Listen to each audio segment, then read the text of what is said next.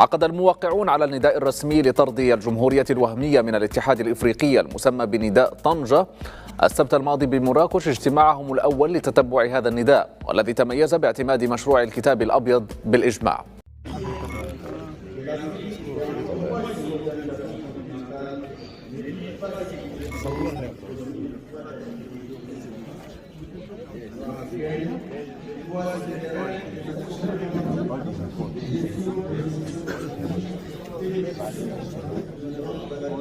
السلام عليكم ورحمة الله تعالى وبركاته مشاهدينا الكرام، أهلا وسهلا بكم أينما كنتم. مرحبا بكم مرة أخرى على قناتنا وقناتكم ابن المغرب.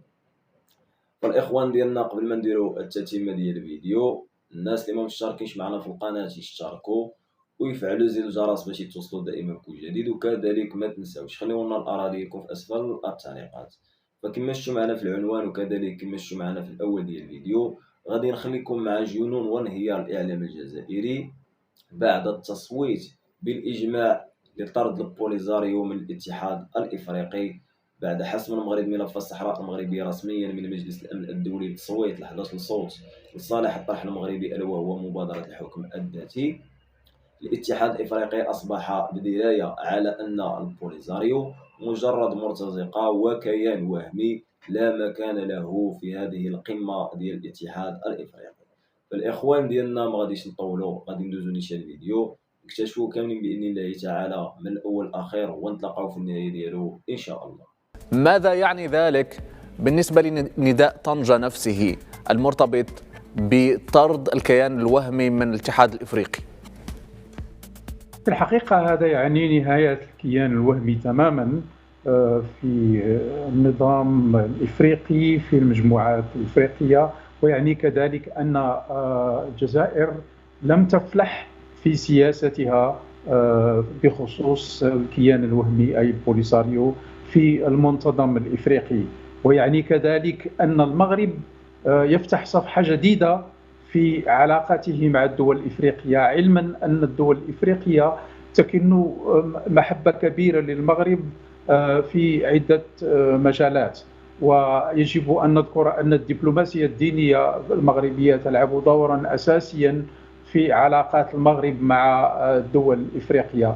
فالكيان الوهمي أي البوليساريو انتهت أيامه، وإن شاء الله قريبا ستقرر يعني منظمة التعاون الإفريقي طرده من المنظمة. طيب، شكرا لك أستاذ محمد شتات. ومحمد سالم عبد الفتاح، اجتماع مراكش الذي يتتبع نداء طنجة المرتبط بطرد الكيان الوهمي من الاتحاد الإفريقي اتسم لنقول التوقيع بالإجماع على هذا الكتاب الأبيض الذي يتضمن لنقول مبادئ مرافعة قانونية التي تبرر وجاهة تخلص الاتحاد الإفريقي من هذا العنصر الذي هو عنصر دخيل على المستوى المؤسساتي والقانوني والسياسي وغير ذلك. ما هي أبرز الحجج التي يقدمها هذا الكتاب الأبيض؟ بالفعل شكرا أولا على الاستضافة الكريمة، تحية إليك وللضيف الكريم. بالفعل هذا الكتاب الأبيض يأتي في سياق افتضاح طبيعة المشروع الانفصالي، على اعتبار كونه مجرد جماعة مسلحة تطلع بأدوار تهدد الأمن والاستقرار وتضرب صميم الشرعية الدولية وصميم مبادئ الشرعية الدولية، على اعتبار أيضا الإطار القانوني للنزاع حول الصحراء الذي بات يتأطر في إطار مبدأ احترام سيادة الدول ووحدتها الترابية. نحن نعلم على أنه المقاربة الأممية ومقاربة الشرعية الدولية تغيرت كثيرا في العقود الأخيرة، سيما في السنوات الأخيرة من خلال قرارات مجلس الأمن التي باتت تنحى إلى الواقعية وإلى العقلانية، وباتت تتعاطى مع النزاع باعتباره قضية وحدة، قضية باعتبار تعطيره داخل إطار مبدأ احترام سيادة الدول وحدتها الترابية. وبالتالي المجتمع الدولي يتعاطى إيجابا مع هذه التطورات، ويتعاطى أيضا مع انكشاف الأدوار التي يقوم بها المشروع الانفصالي.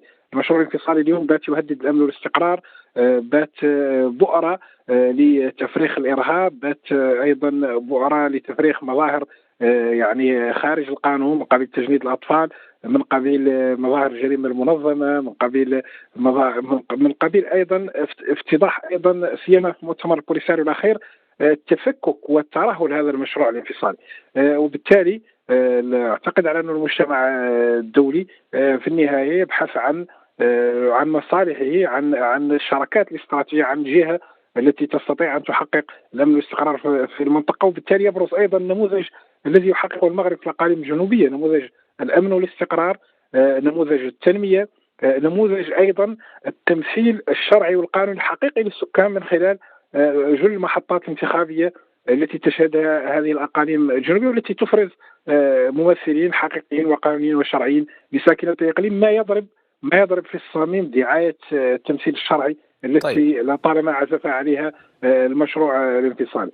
وبالتالي الأمر كل ما في الأمر على أن هناك حكماء وعقلاء من قامات دبلوماسية وازنة وضعت على عاتقها التصدي لهذا الخلل الذي شهده الاتحاد الإفريقي من خلال عضوية كيان انفصالي غير دولتي يفتقر للشروط وللعناصر القانونية للدولة ويهدد الأمن والاستقرار في المنطقة. شكرا أستاذ محمد سالم عبد الفتاح. أستاذ محمد شتاتو، حينما نتحدث عن هذه الدينامية التي تساهم فيها العديد من الدول الإفريقية والتي تروم طرد الكيان الوهمي من الاتحاد الإفريقي لتصحيح وضع دام طويلا، هل يجوز الربط بين معطيين أساسيين؟ معطى أن هذا النداء، نداء طنجة، الآن يستمر بدينامية متسارعة، وأيضا معطى كون 40% من الدول الإفريقية الأعضاء في الاتحاد الإفريقي 40% أو أكثر هي لها أصلا قنصليات في الأقاليم الجنوبية للمملكة المغربية. ماذا يضيف هذا إلى ذاك؟ حقيقة هذا النداء مهم جدا في المجال السياسي، لأنه يفتح الباب أمام الدول في اجتماعاتها المقبلة لتتخذ قرارا نهائيا يهم الطرد، وطرد الكيان الوهمي يعني نهاية أسطوانة المشروخة للجزائر حول تقرير المصير وحول الشعوب المضطهدة والمستعمرة. فأظن هذا النداء والكتاب الأبيض هو في الحقيقة نجاح لسياسة المغرب في إفريقيا، وكذلك نجاح للعقلاء إفريقيا في فهم حقيقة الكيان الوهمي وفي فهم حقيقة ما تروم إليه سياسة حكام الجزائر في المنطقة في إفريقيا. فهذا النداء يفتح الباب أمامنا لمستقبل واعد بالنسبة للعلاقات في إفريقيا، لمستقبل يهم إفريقيا بالكامل، لأنه وصلنا إلى وقت فيه التكتلات الاقتصادية أهم من الانفصالات ومن الدول الصغيرة. احنا الآن نعيش في القرن 21، والقرن 21 هو قرن التكتلات الاقتصادية المهمة، وقرن الاهتمام بالمجال الاقتصادي والإنساني أكثر من الاهتمام بالانفصالات وبالدول الوهمية أو الكيانات الوهمية كالكيان البوليساريو. فأظن اجتماع طنجة هو بداية جيدة لإفريقيا جديدة، إفريقيا تفكر في المستقبل، تفكر في الاقتصاد، تفكر في التعامل مع الدول الكبرى التي لها تاريخ كبير كالمغرب الذي له تاريخ كبير، وكذلك التعامل مع مجال عقلنة السياسة الدولية في العالم. شكرا لك أستاذ محمد شتاتو. أستاذ محمد سالم عبد الفتاح، إلى أي مدى تساعد هذه الدينامية الاتحاد الإفريقي على لنقل إيجاد أو العودة إلى معطى الانسجام والعقلنة في مواقفه تجاه قضية الصحراء المغربية باستحضار أيضا عدد من القرارات التي اتخذت سابقا من قبيل القرار 693 في قمة نواكشوط الذي يقر ويؤكد على حصرية المسار الأممي في إيجاد حل لهذا الملف. إلى أي مدى تساعد هذه دينامية نداء طنجة الاتحاد الإفريقي على التخلص من التناقضات التي تعتمل فيه منذ زمن بعيد؟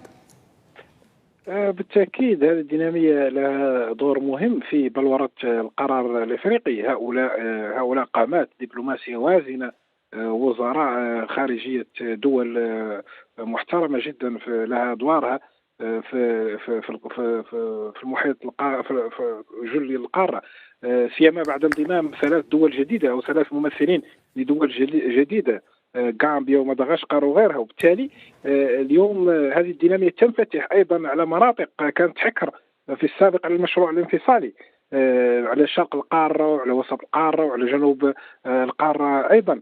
هذا طبعا يترجم الدينامية التي عكف عليها المغرب منذ منتصف العقد الماضي، منذ تلك الزيارات التي دشنها صاحب جلالة محمد السادس لعديد البلدان الإفريقية، والتي أسست لشراكات استراتيجية هامة جدا في مجالات الاستثمار والتعاون والتجارة وإلى ما هنالك.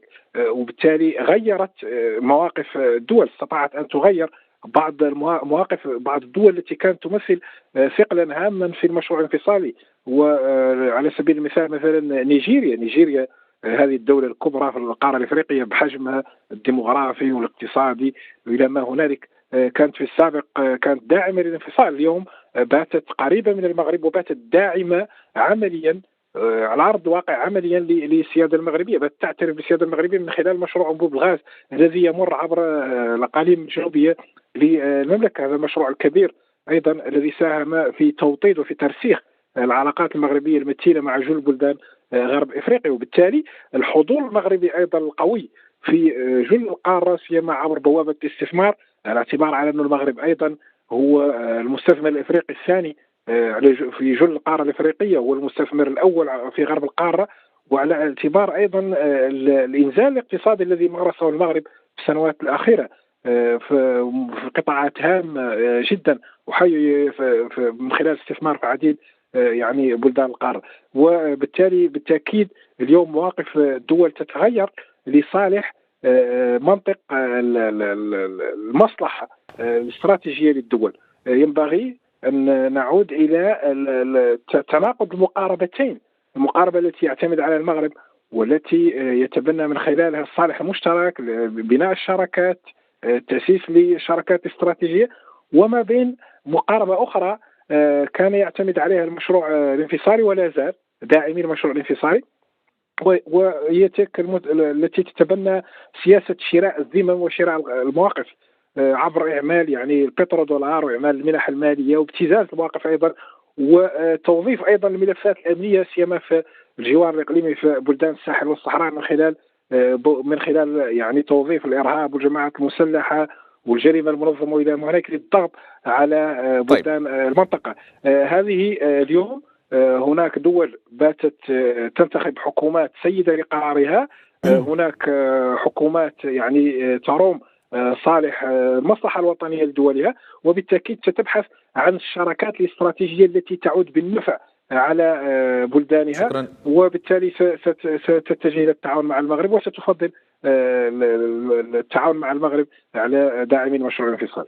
شكرا لك أستاذ عبد الفتاح. أستاذ محمد شتاتو، الكتاب الأبيض المرتبط بنداء طنجة الآن يتضمن لنقل 10 اعتبارات أساسية للدفع بضرورة لنقل تعليق أو طرد الجمهورية الوهمية من الاتحاد الإفريقي. من أبرز هذه الاعتبارات كونه يوضح أيضا أن هذه الجمهورية الوهمية التي تم فرضها على منظمة الوحدة الإفريقية في سياق إيديولوجي معين هي ليست بدولة ولا تتوفر على مقومات الدولة، لا أرض ولا ساكنة ولا مجال ولا شيء من ذلك القبيل، وأنها هي نفسها توجد فوق تراب دولة أخرى هي الجزائر، وهي أيضا خاضعة لسيادة دولة أخرى هي الجزائر، خاضعة لسيادة دولة أعلى منها هي الجزائر، وهي العضو الوحيد لنقل في الاتحاد الإفريقي الذي يخضع لسيادة دولة أخرى. إلى أي مدى تساعد هذا البناء الاستدلال وهذه الحجج في أيضا تغيير إدراك الدول الاتحاد الإفريقي، الدول الأعضاء في الاتحاد الإفريقي لحقيقة الوضع القانوني لهذه الحالة؟ الحقيقة الدول الإفريقية أدركت حقيقة يعني النظام الوهمي أو الجماعة الوهمية في الجزائر البوليساريو وحقيقة الوضع هناك. والكثير من الدول الآن تبحث عن مصالح مشتركة، وهذا البوليساريو ليست له مصالح مشتركة مع الدول الإفريقية. المغرب يلعب دورا رياضيا في إفريقيا، سواء في المجال الاقتصادي أو في المجال الديني أو في المجال يعني التعليمي أو في المجالات الأخرى، والمغرب له كذلك دور في السياسة الإفريقية. فالاعتبارات الحالية تجعل أن البوليساريو ليس له وجود على الأرض كدولة، وليس له وجود على الأرض كقوة سياسية. المغرب قوة سياسية سواء في إفريقيا أو في العالم. المغرب له اعتبارات مهمة في مسألة محاربة مثلا الإرهاب وسياسة التعاون. فالمغرب يتعاون مع كل الدول الإفريقية، والشركات المغربية موجودة في كل بقاع إفريقيا، والطلبة الأفارقة موجودين بالمغرب ويحصلون على منح، وكلهم سيصبحون في يوم من الأيام يعني سفراء فوق العادة للمغرب.